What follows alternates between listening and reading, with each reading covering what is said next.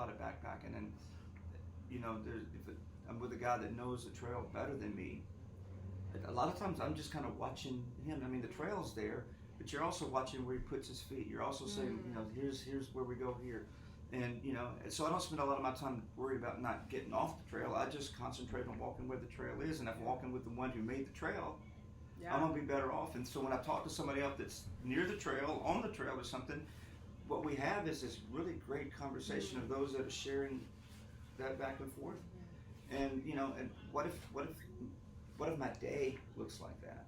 What if when we're talking and it's just, me talking about, man, I just came up, from Deep Gap, and you're coming from, the NOC, and we met somewhere in the middle, and it's this, man, it's some serious, and your ups are going to be my downs, and we're talking about the same trail, and I'm warning you that this is good stuff, but just beware here, and there's water there, and so there's encouraging, but we're transforming from just being about us, putting on blinders, and just seeing things our own way and starting to see it the way Jesus sees it, and live like he does. So that means that you're going to love the people that you meet differently than you would just go write them off if you were just on your own. Yeah. And so that's a verse that's going to be, it's kind of a bedrock verse for the new discipleship program in First Pres, and you bank on that. I mean, and it's obedient. I think conversion and discipleship are two sides of the same coin. And so it's all about the obedience of, like, I don't want to just go, well, thank you, Lord. I appreciate the sweet bye-bye and apple pie, and I'll see you at the end. I want to get here. I want to live this life right now. And I love the be where your feet are. I'm going to probably steal that. That's good. But it is in the moment of being present. But in that present moment, I hope that, when I get up from whatever chair I'm in, Jesus is sat with us. You know what I'm saying? And the more you practice it, the better it becomes. It's always going to have to require God giving us the capacity to do what he's called us to do. But the more we do the thing that he's called us to do, the more we're going to realize we're with him. And it's not like, God, I got to follow Jesus today. It's like, man, I know what I'm like when I don't. Yeah. So, he said, follow me and I will make you fishers of men. Being changed by Jesus in a way that only he changes us. He didn't, because if it were up to me, it's like, you know what, you need a haircut. You need to wear, this kind of, he's going, come on, all that will happen. Just pattern your life the way that I walk. Yeah. Love the people I love. Yeah. Treat, and trust me, and not always worry about what's over there and what's over there. Just follow my feet. Yeah. I mean, if you're close enough to see my sandals hit the dirt and watch the dirt come up, you're where you need to be, and so in a nutshell, I guess that's probably not a nutshell. That's more like a grapefruit, but that's where I'm at.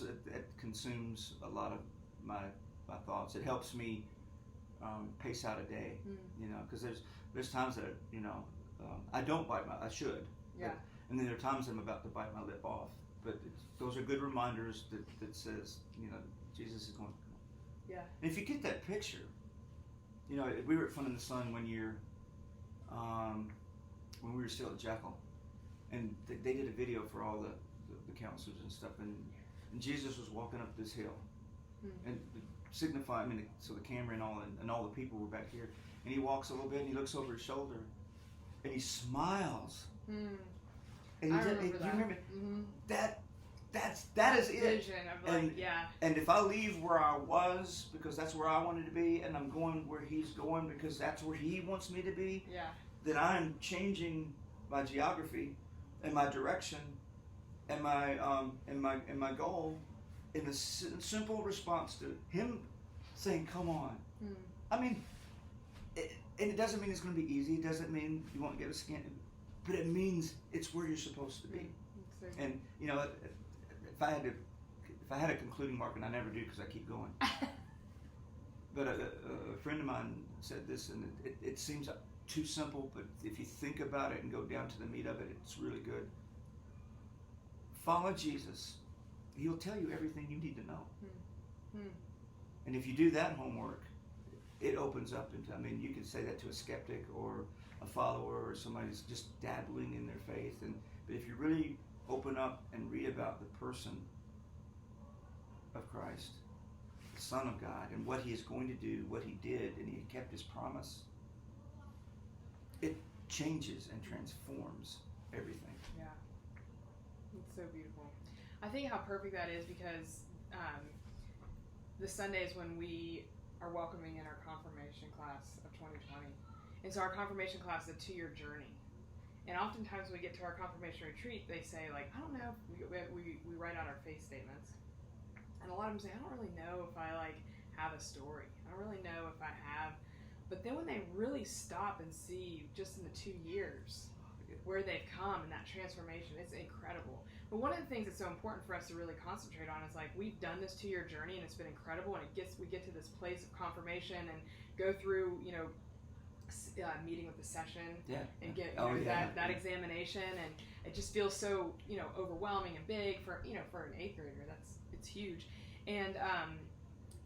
but the whole thing is, like, we get to this point and it's exciting and we're celebrating them being members of the church and affirming their faith, but it's just the beginning. And a lot of times we look at it as this mile, like this finish line, but it's really, and that's what I've really been working with them on, is how this is just the beginning of something so incredible where God is just going to continue. I mean, see how much he's transformed you in these 2 years.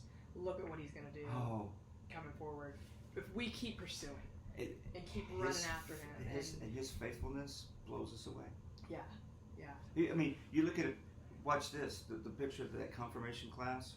Is that, how long is your season for that? Is 2 years. 2 year thing? Mm-hmm. And so you look at them from the picture when they first got there, and they're whatever tradition you have. Ours would play with the pastor, and they would play hide and seek. But they would and they take this picture, and they're all together, and then you look at them in 2 years from that. It's like, look at the change. Yeah. Or you look at them when they're sophomores, or then you finally get your seniors together that went through that confirmation. You go, I can recognize you little tadpole. Yeah. You're right there, and all that's happening in that is very, but there's change in that, and and God's faithfulness to us is outstanding. Well, I love, like, us when they're seniors to be able to, like, print off their faith statements and be like, look, in 4 years, like, where you, like, how God has just transformed and just. But do you think that if we're going to use the word transformation, that it is constantly, like I said, I don't know much about cars. I can put a key and turn and drive and all that.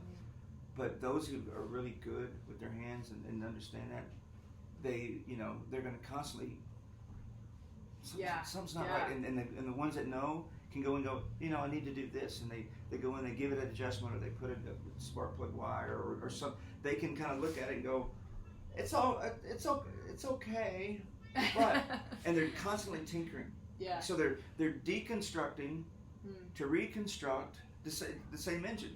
The engine's good, it's solid, it's got a good foundation, but to get everything out of it, that person that loves that car is going to just do it, and the ones that love their cars look back and they go, sometimes a little over the top maybe, but they're looking and going, and that it comes up in their coffee and stuff.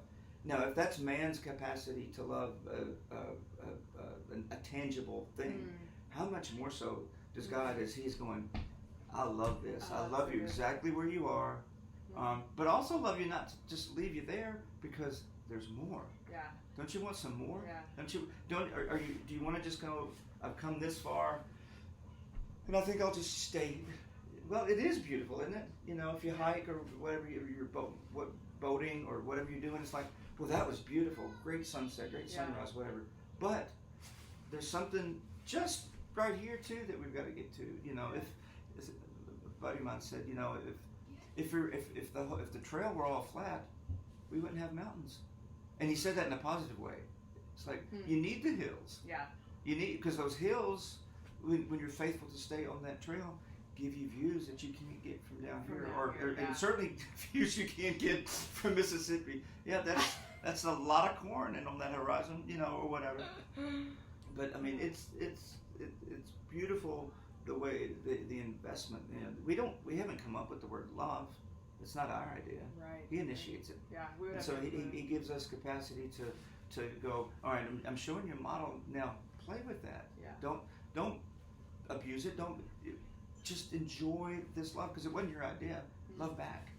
He goes, and let me show you how. And then he loves us where we are. Yeah. But yet, by that conversation that he has with us, and us desiring to have that conversation with him, transformation's taking place. And it's kind of like watching your hair grow. You can't see it.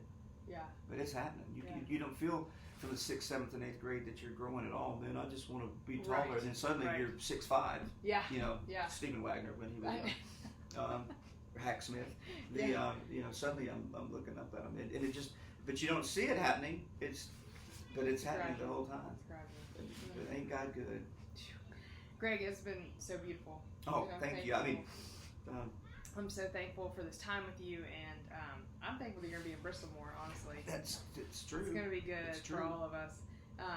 But guys, lean into this truth. Lean in, pursue, and know that it's not gonna. I mean, there's moments where God is just gonna wake us up, and we are gonna have these quick transformations. But so much of it is gradual, and it is happening as you're doing life and you're pursuing Him. Mm-hmm. And so we just invite you to continue doing that. That's why we do these videos every week. That's why we offer these different things. It's just to stay in that pursuit and stay with a community of believers who's pursuing that with you and walking with you in it. So that's what Gregg's been for me and so many others. And so we need that. It's so important. So yeah, thanks, Gregg. Don't forget the Tennessee swag. I'll wear it in Mississippi. Okay, Tennessee swag. All right, guys. We hope that you have a great week. If you're heading back to school, we are celebrating that and praying for that. And keep me updated. Let me know how you're doing. All right, we'll see you. Bye.